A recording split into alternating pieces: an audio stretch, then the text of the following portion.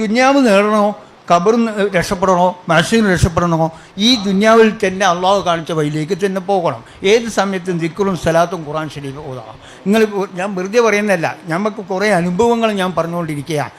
അനുഭവം പറയാൻ, ഇപ്പം മിഞ്ഞാന്ന് ഒരു കുട്ടി എൻ്റെ നാട്ടിലേക്ക് വരണം. അതിലൊരു മൊയിലാറുമുണ്ട്, ഉമ്മയും ബാപ്പിയും, പിന്നെ ഒരു ചെറിയ 4 വയസ്സ് പ്രായമുള്ള പെൺകുട്ടിയാണ്. അപ്പോൾ ആ പെൺകുട്ടീൻ്റെ പ്രശ്നം എന്താ? അപ്പോൾ ഇവർ വിളി കൊടുക്കുകയാണ്, കരയാണ്. ഞാൻ ചോദിച്ചു, എന്താ ഇവർ കരയുന്നു, എന്തോ പറയാനുള്ളത് ഞങ്ങളെന്ന് പറഞ്ഞു. ഞാൻ പറഞ്ഞു, എന്തമ്മ ഈ കുട്ടി നല്ല, എന്താ കുട്ടിയുടെ ബുദ്ധി കൊണ്ട് ഞാൻ അത്ഭുതപ്പെട്ടു. ഞാൻ ചോദിച്ചു, എന്താ? കുട്ടിൻ്റെ കണ്ണിൻ്റെ ഉള്ളിലാണ് ക്യാൻസർ. നോക്കിയേ, നഊദുബില്ല, അള്ളാഹു എന്നെ നിങ്ങളെല്ലാം രക്ഷപ്പെടുത്തട്ടെ. അള്ളാഹു നമ്മൾ നിങ്ങളെല്ലാം രക്ഷപ്പെടുത്തി തരുമാറാട്ടെ. നമ്മളെ മക്കളെയും വളരെ രക്ഷപ്പെടുത്തി തരട്ടെ. കണ്ണിൻ്റെ ഉള്ളിലാണ് ക്യാൻസർ, പുറത്തും ഒരു പ്രശ്നവുമില്ല, ഉള്ളിലാണ് ക്യാൻസർ. ചെന്നൈയിൽ അവർ പോയപ്പോൾ ആ ചെന്നൈയിൽ ഡോക്ടർ പറഞ്ഞു 2 കണ്ണും എടുത്ത് കളയണം. ഓക്കെ, ഈ 2 കണ്ണും എടുത്തു കഴിഞ്ഞാൽ പിന്നെ ഈ കുട്ടി എന്താ?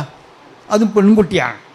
അപ്പം ആ കുട്ടി എന്നോട് പറഞ്ഞു, തങ്ങളെ തങ്ങളെ വെള്ളം കൊണ്ട് ശിവയാവും എന്നാണ് ഞാൻ അങ്ങോട്ട് പറഞ്ഞത്. ഞാൻ അന്തം വിട്ടു. ആ കേടപ്പം തന്നെ എൻ്റെ കണ്ണ് നടന്നു. ഞാൻ പറഞ്ഞു, മോളെ അല്ല, എൻ്റെതല്ല, ഞാൻ മൂക്ക് മന്ത്രിച്ച് ചെയ്യുന്ന ഫാത്തിയ കൊണ്ട് മോളെ രോഗം ശിവയാകാം, അല്ല എന്നെ കൊണ്ടല്ല. ഞാൻ ആ കുട്ടിക്ക് ബുദ്ധിയുള്ള കുട്ടിയായതുകൊണ്ട് ഞാൻ അത് പറഞ്ഞതാ. അപ്പം ആ കുട്ടി എന്താണ്, ബഹുമാനമുള്ള മോമിനിങ്ങളെ, കണ്ണിൻ്റെ ഉള്ളിൽ ക്യാൻസർ, 2 കണ്ണങ്ങ് എടുത്തു കളയണമെന്ന് പറഞ്ഞാൽ എന്താ അതിൻ്റെ അവസ്ഥ? ഈ കുട്ടി എത്ര കാലം പോകണം?